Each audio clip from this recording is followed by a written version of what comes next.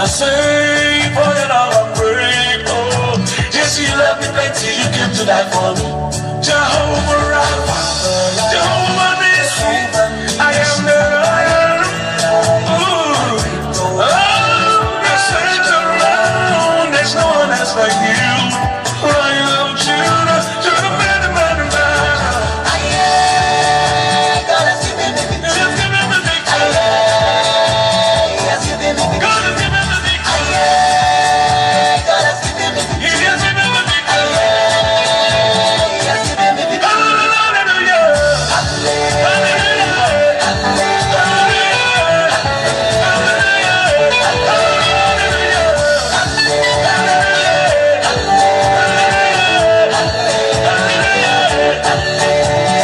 Come and see what the Lord has done. He has taken away my sorrows and now I'm free. I got me a hallelujah. I got my hallelujah. Because of Jesus, every day I shall out. Double, the heavenly blessing I am at every seat. Ah, yeah. God, you have some mysteries, I want to follow me. Yeah. He has given me victory. He has given me victory. God has given me victory. God has given me victory. He has given me victory. He has given me victory. Hallelujah. Hallelujah.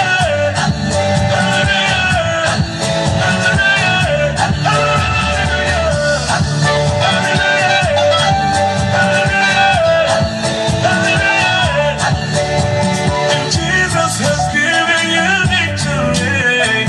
Come, let's dance, let's give him praises now. If Jesus has given you victory, come, let's dance, let's give him praises now. Because of Jesus, every day I shall out it. Double, the heavenly blessing I am at receive. Ah, yeah. God, your grace and mercy is always the Father. Yeah. God has given me. He has given me victory. He has given me victory. He has given me victory. He has given me victory. Hallelujah.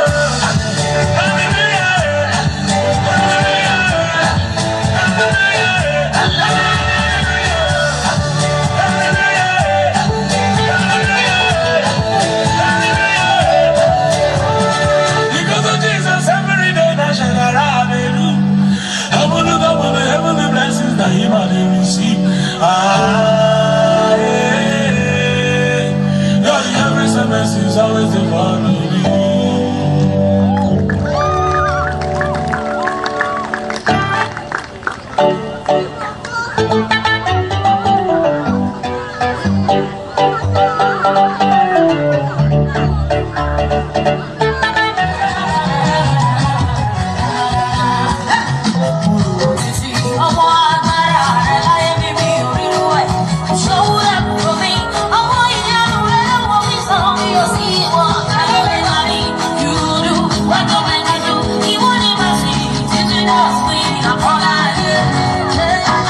Shout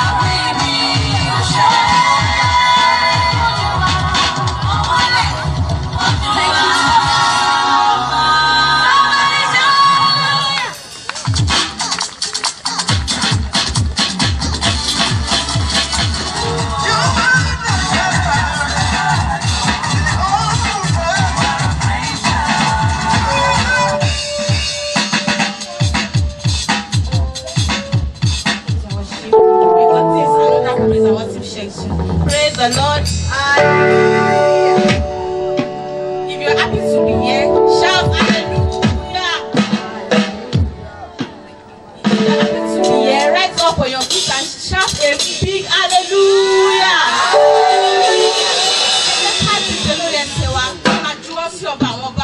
Ọba tí kò jẹ́ ká ọba tó jẹ́ ká ṣòfò ẹ jẹ́ ká máa yìn Ọlọ́run lógo nítorí pé òun lọ́lọ́run àìkú Ọlọ́run àìsà Ọlọ́run àìdíbàjẹ́ nítorí pé òun Ọlọ́run ní ìbẹ̀rẹ̀ àti òpin òun ní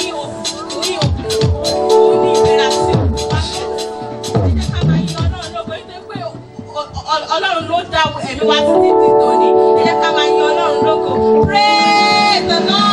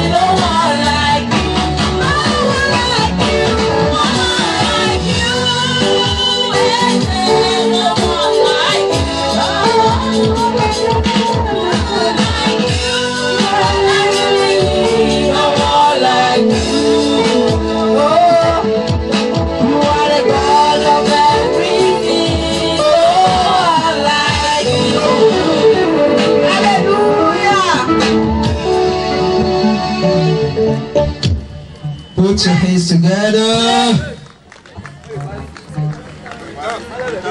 Praise the Lord. The Bible says, in the presence of the Lord, there is fullness of joy. So I want you all to express your joy to Jesus. Stand up and shout the powerful hallelujah. Ìwà ẹni àlàyé ọkọ̀ tó wà níbí lọ́jọ́ ti tòní. Ẹ ti jẹ́ kéèkì hallelujah. Àwa náà rèé Olúwa. Àwa náà rèé Olúwa. Àwa náà rèé. That's why I said, I believe the house of Jesus. Àwa dúpẹ́ o. Rise up on your feet and begin to dance. Dúpẹ́ o. Àwa dúpẹ́ o. Enjoy your glorious harvest in this Olúwa. Olúwa.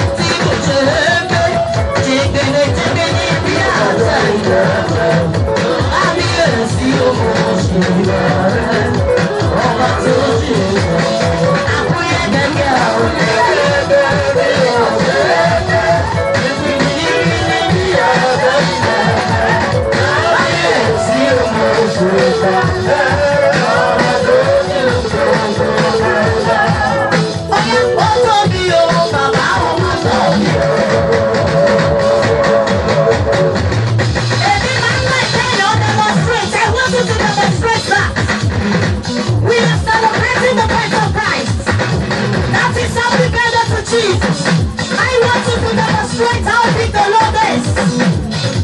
So I want to see your hands now. Hey, hold on you, Mama, hold on you.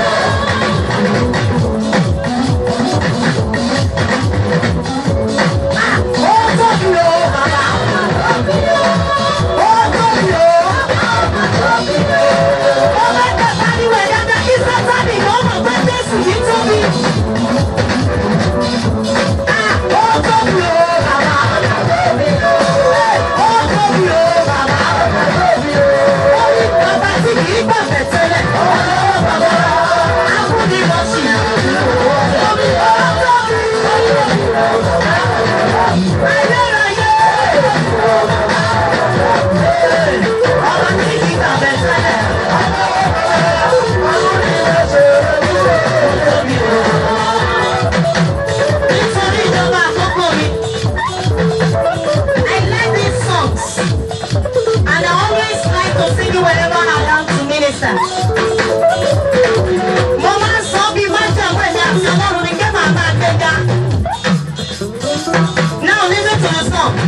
No man be on that you.